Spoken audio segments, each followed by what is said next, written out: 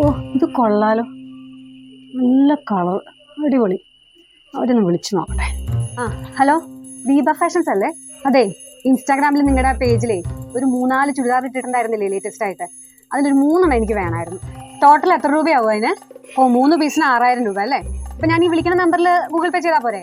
ആ ശരി ശരി. അയ്യോ വെക്കല്ലേ, ഒരു കാര്യം കൂടെ പറയാനുണ്ട്. അതെ, ഞാൻ വേറൊരു നമ്പറിൽ നിന്ന് ഒരു 10000 രൂപ അയക്കും.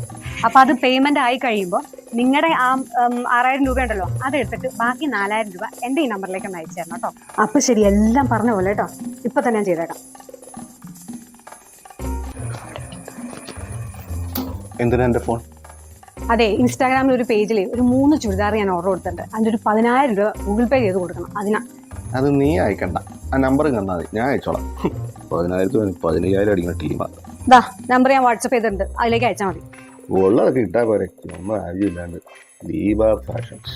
പിന്നെ പഴയത്, എന്റെ ചുരിദാറുകൾക്കൊക്കെ പ്രത്യേക ഫാൻസ് അസോസിയേഷൻ ഉണ്ട്, അതറിയാവോ? ഓ പഴയതിടാൻ പുതിയത് തന്നെ വേണം എനിക്ക്. മതി, ഞാൻ അയച്ചിട്ടുണ്ട്. ഓ ചെവിക്ക് തോന്നി നല്ലത്. ഹലോ, ഇപ്പോൾ നമ്പറിൽ നിന്ന് ഒരു 10000 രൂപ അയച്ചിട്ടില്ലേ? അതിൽ നിന്ന് ഞാൻ പറഞ്ഞ എന്റെ 4000 ഇപ്പൊ തന്നെ കിട്ടരുത് കേട്ടോ.